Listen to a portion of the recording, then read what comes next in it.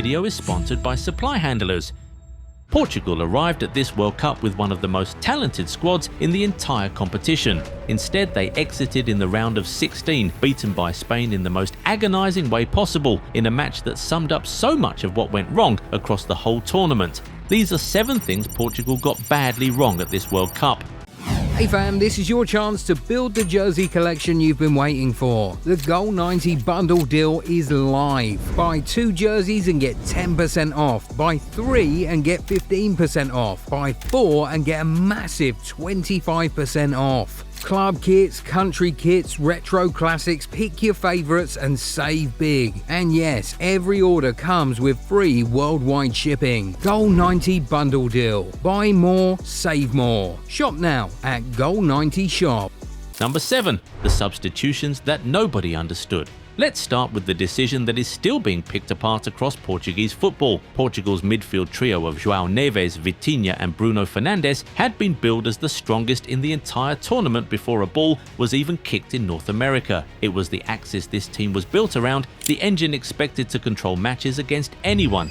And yet against Spain, with the game still goalless and the clock ticking past the hour mark, Roberto Martinez chose to remove both Vitinha and Bruno Fernandes from the pitch, 2 of his most creative, press-resistant midfielders gone within minutes of each other at exactly the moment Portugal needed control of the tempo more than at any other point in the match. It left the side without the 2 players most capable of dictating rhythm against a Spanish midfield built entirely around dominating the ball. Spain, sensing the shift, tightened their grip on the game from that point onward. Then, deep into stoppage time, Spain made their own changes count in the biggest possible way. Substitutes Ferran Torres and Mikel Merino combined within moments of coming on, Torres sliding a low ball across the box for Merino to finish calmly in the 91st minute and end Portugal's tournament. Spain's bench decided the game. Portugal's changes, by contrast, left them short of the control they needed at the exact moment it mattered most. Number 6. Lacking cohesion and intensity.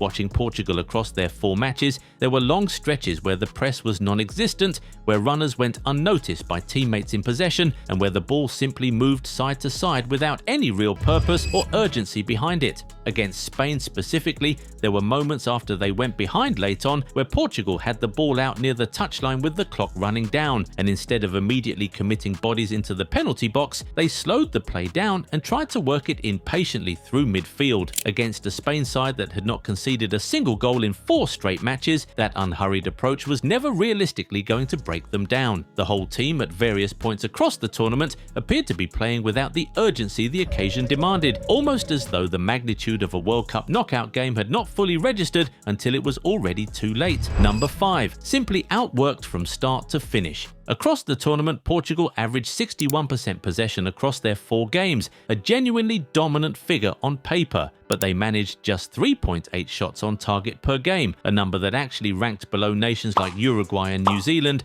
sides with a fraction of Portugal's individual quality. Having the ball and doing something meaningful with it turned out to be 2 completely different things for this squad, and they repeatedly struggled to convert territorial control into genuine clear-cut chances. Against Spain, their expected goals for the entire match sat at just 0.60 compared to Spain's 1.77. That gap tells its own story far better than the scoreline ever could. Spain consistently looked sharper in transition, quicker to every second ball, and far more willing to make aggressive runs in behind the Portuguese back line. Portugal, for long stretches of nearly every match they played, simply got outworked by opponents who wanted it more in the moments that actually decided games. Number 4. Tactical passivity when it mattered most. Roberto Martinez set his team up cautiously in almost every big moment of this tournament, and it was a pattern that showed up well before the Spain game. Against Croatia in the round of 32, Portugal actually fell behind first when Ivan Perisic gave the Croatians the lead, and for long stretches of that second half, Portugal sat off, invited pressure,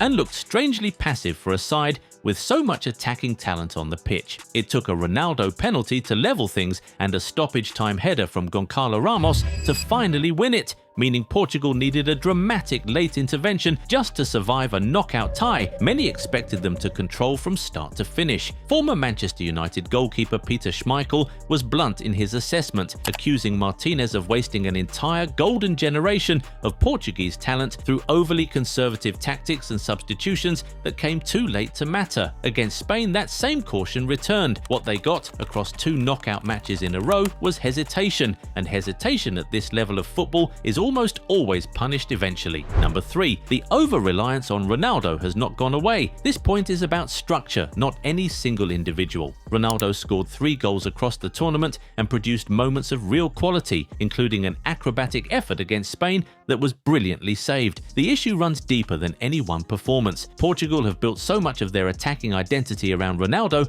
for close to 2 decades that other attacking patterns rarely get the same rehearsal or trust in big moments. When the team collectively has a quiet game, there does not appear to be a settled secondary plan to fall back on. That reliance was never really solved under Martinez, and it remains one of the deeper, longer-term challenges facing Portuguese football well beyond this tournament. Number 2. Finishing second in the group.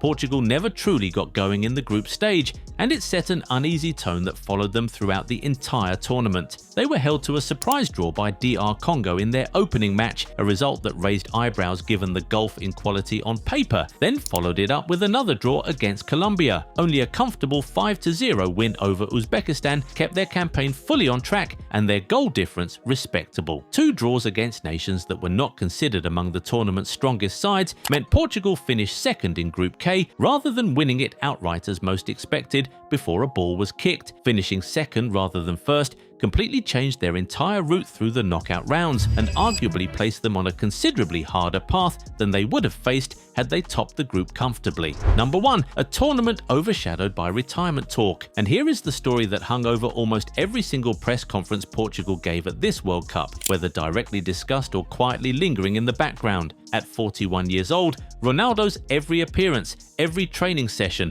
every pre-match interview came with the same unspoken question attached. How much longer can he realistically do this? Journalists asked his teammates about it, journalists asked Martinez about it, journalists asked Ronaldo about it directly, and he mostly deflected, keeping the focus on the team and the tournament in front of him. But the shadow never really lifted. Every Portugal press conference at this World Cup, no matter what the actual football topic was supposed to be, eventually found its way back to Ronaldo's future, and that constant undercurrent is not something a squad can simply switch off during a match. Roberto Martinez, for his part, announced his own departure as head coach in the same post-match moment, saying he had come to win the World Cup, and since he had not, it did not make sense to continue. But it was Ronaldo's situation that dominated the narrative around this squad from the very first press conference to the last. And that kind of unspoken weight, a supremely talented group of players spent an entire World Cup with one enormous unresolved question trailing them everywhere they went. And it showed in how the team performed when it mattered most. 7 things. 1 disappointing exit. And now, an entire new era beginning for Portuguese football without both Ronaldo and Martinez leading the way. What do you think Portugal got most wrong at this World Cup? Drop your thoughts in the comments below. If you enjoyed this video, hit that like button, subscribe, and turn on the notification bell so you never miss a video like this from us. Catch you in the next one.